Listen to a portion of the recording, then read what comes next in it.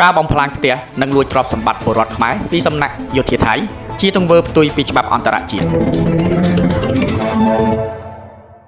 ប្រជាពលរដ្ឋខ្មែររាប់រយពាន់គ្រួសារនៅភូមិព្រៃច័ន្ទភូមិជោគជ័យនិងតំបន់បឹងត្រកួនខេត្តបន្ទាយមានជ័យនិងនៅតំបន់មួយចំនួនទៀតនៅក្នុងខេត្តព្រះវិហារឧត្តរមានជ័យនិងពោធិ៍សាត់ដែលស្ថិតក្នុងដែនអធិបតេយ្យភាពនិងបូរណភាពទឹកដីរបស់កម្ពុជាមិនទាន់អាចត្រឡប់ទៅកាន់លំនៅឋានវិញឡើយចាប់តាំងពីមានបទឈប់បាញ់បន្ទាន់កាលពីថ្ងៃទី27ខែធ្នូឆ្នាំ2025រយៈពេលជាង10ថ្ងៃហើយបន្ទាប់ពីមានបទឈប់បាញ់ប៉ុន្តែយោធាថៃនៅតែបន្តសកម្មភាពរំលោភបំពានលើសិទ្ធិរស់រានមានជីវិតរបស់ពលរដ្ឋស៊ីវិលកម្ពុជាដែលមានលំនៅឋាននៅតំបន់មួយចំនួនរួមមានភូមិព្រៃច័ន្ទភូមិជោគជ័យនិងតំបន់បឹងត្រកួនខេត្តបន្ទាយមានជ័យនិងនៅតំបន់មួយចំនួនទៀតនៅតាមខេត្តមានខេត្តព្រះវិហារឧត្តរមានជ័យនិងពោធិ៍សាត់ដែលស្ថិតក្នុងដែនអធិបតេយ្យភាពនិងបូរណភាពទឹកដីរបស់ប្រទេសកម្ពុជា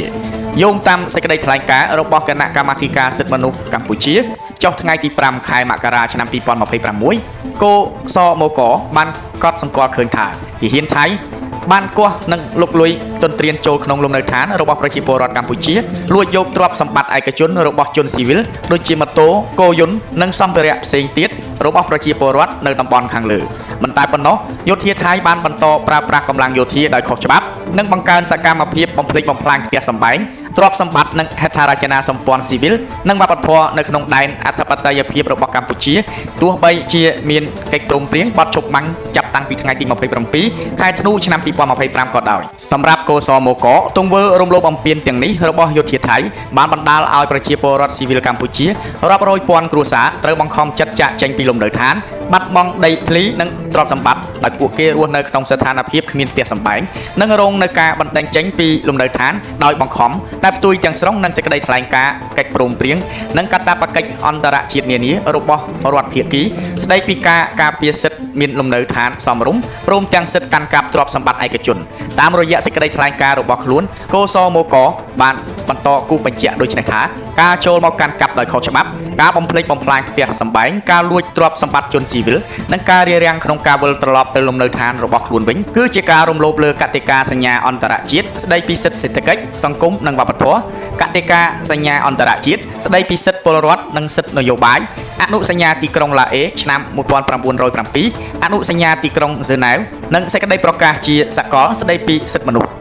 ច្បាប់អន្តរជាតិទាំងនេះបានចែងយ៉ាងច្បាស់ថាពលរដ្ឋគ្រប់រូបមានសិទ្ធិមានលំនៅឋានសមរម្យនិងត្រូវបានការពារពីការជ្រៀតជ្រែកលើលំនៅឋានការរឹបអូសឬលួចប្លន់យកទ្រព្យសម្បត្តិឯកជនពីបុគ្គលឬក្រុមណាមួយហើយកសមកក៏បានដាក់ពាក្យបណ្ដឹងទៅលោក Volker Turk ឧត្តមស្នងការនៃការិយាល័យឧត្តមស្នងការអង្គការសហប្រជាជាតិទទួលបន្ទុកសិទ្ធិមនុស្សនិងលោក Balakrishnan Rajagopal អ្នករាយការណ៍ពិសេសអង្គការសហប្រជាជាតិទទួលបន្ទុកសិទ្ធិមានលំនៅឋានសមរម្យនៅទីក្រុងហ្សឺណែវប្រទេសស្វីសលើករណីដែលយោធាថៃបានរំលោភបំពានមកលើដែនអធិបតេយ្យភាពកម្ពុជាក៏ដូចជាសកម្មភាពបានធ្វើឲ្យប៉ះពាល់ដល់លំនៅឋាននិងទ្រព្យសម្បត្តិរបស់ពលរដ្ឋខ្មែរក្នុងពាក្យបណ្ដឹងនោះកសមកបានស្នើឲ្យយន្តការសិទ្ធិមនុស្សអង្គការសហប្រជាជាតិពិនិត្យនិងដោះស្រាយជាបន្ទាន់ចំពោះផលប៉ះពាល់ដែលបង្កឡើងដោយការរំលោភបំពាននិងការបំផ្លិចបំផ្លាញពីសំណាក់ប្រទេសថៃលើសិទ្ធិមានលំនៅឋានសមរម្យនិងសិទ្ធិជាម្ចាស់កម្មសិទ្ធិក្នុងប្រទេសកម្ពុជា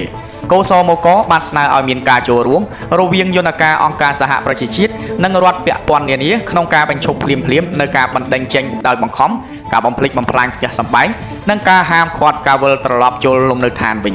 ជាមួយគ្នានេះកសមកបានស្នើឲ្យប្រទេសថៃដកកម្លាំងចេញពីទឹកដីកម្ពុជាបញ្ឈប់ជាបន្ទាន់នៅរាល់ការបំផ្លិចបំផ្លាញលំនៅឋានស៊ីវិលនិងធានាការវិលត្រឡប់វិញដោយសុខសុវត្ថិភាពនិងសេចក្តីថ្លៃថ្នូររបស់ជនភៀសកម្ពុជាកសមកក៏បានបញ្ជាក់អំពីស្ថានភាពនេះនៅក្នុងបណ្ដឹងនិងរបាយការណ៍នានាថាជាករណីមួយនៃការរំលោភយ៉ាងធ្ងន់ធ្ងរលើសិទ្ធិមានលំនៅឋានសមរម្យនិងពាក់ព័ន្ធនឹងចំនួនប្រដាប់អាវុធ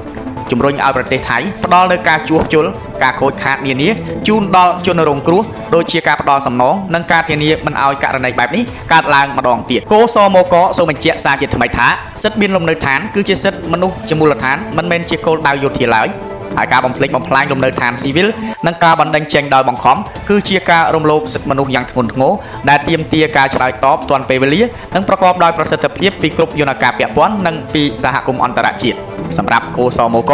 ភាពអសកម្មនិងយឺតយ៉ាវក្នុងការឆ្លើយតបចំពោះអំពើឈ្លានពានរបស់ប្រទេសថៃមកលើបូរណភាពទឹកដីកម្ពុជានិងប្រជាជនស៊ីវិលកម្ពុជាបាននឹងកំពុងបំផ្លាញជំនឿទុកចិត្តលើប្រព័ន្ធការពារសិទ្ធិមនុស្សក្នុងស្ថានភាពនេះភាពស្ងៀមស្ងាត់មិនមែនជាអព្យាក្រឹតភាពទេប៉ុន្តែជាការអនុញ្ញាតឲ្យមាននីតិរដ្ឋភាពភាពអយុត្តិធម៌និងស្តង់ដារ2ដែលធ្វើឲ្យច្បាប់អន្តរជាតិបាត់បង់សុពលភាពនិងគំរាមកំហែងដល់សន្តិភាពសុវត្ថិភាពនិងសន្តិភាពពិភពលោកកោសមកសង្កត់ធ្ងន់យ៉ាងដូចនេះមុននឹងបន្តអំពាវនាវយ៉ាងទទូចឲ្យរាល់យន្តការនិងសហគមន៍អន្តរជាតិចាត់វិធានការយ៉ាងម៉ឺងម៉ាត់បន្ទាន់និងប្រកបដោយប្រសិទ្ធភាពដើម្បីការពារអាយុជីវិតនិងសេរីភាពជាមូលដ្ឋាននិងសេចក្តីថ្លៃថ្នូររបស់ប្រជាជនស៊ីវិលកម្ពុជានិងធានាឲ្យមានការទទួលខុសត្រូវស្របច្បាប់អន្តរជាតិចំពោះអំពើរំលោភបំពានទាំងឡាយដែលបង្កឡើងដោយយោធាថៃ